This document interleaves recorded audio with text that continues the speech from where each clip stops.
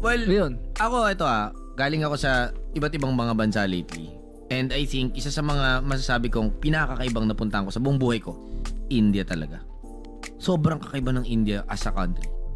So, para share ko lang sa inyo, like 1 billion plus people yung nakatira doon. 1.3 billion.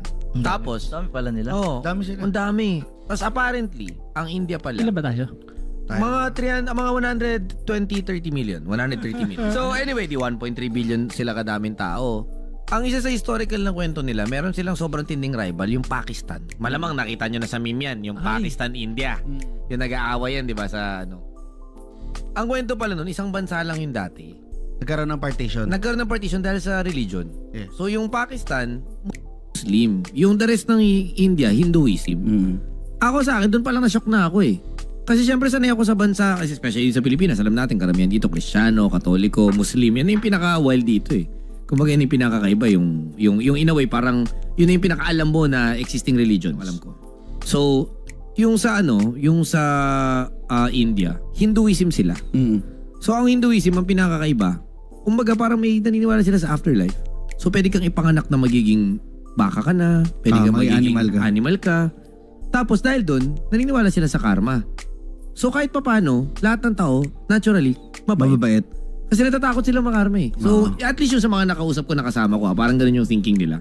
Tapos yung pangalawa pang nakakaibahan rin ako dun, may caste system sila, yung parang layers. So, kunyari, pinanganak ka na ganito.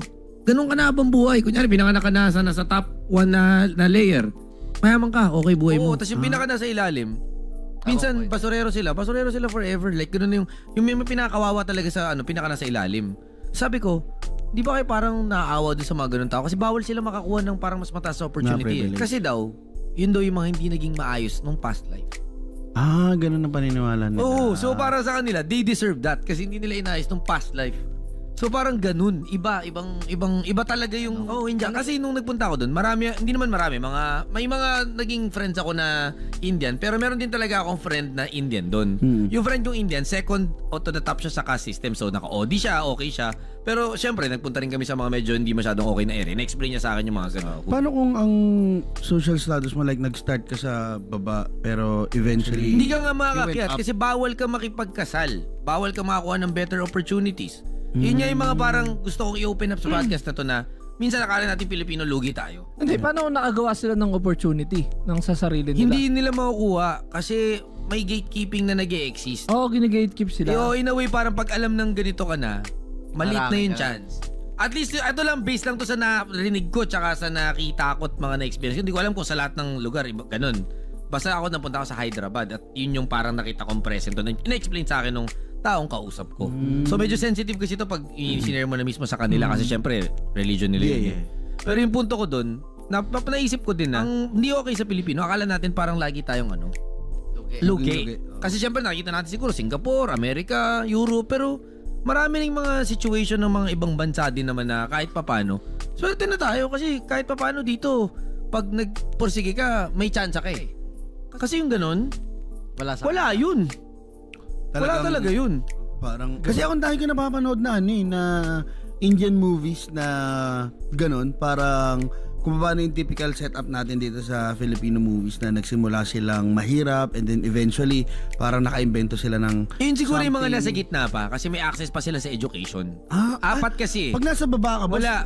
Kahit education, no access. Wala. Halos wala na. Like yun yung usually mga basurero or yung magiging mga beggars, mga ganun. Mga norid na. Mga ganun levels.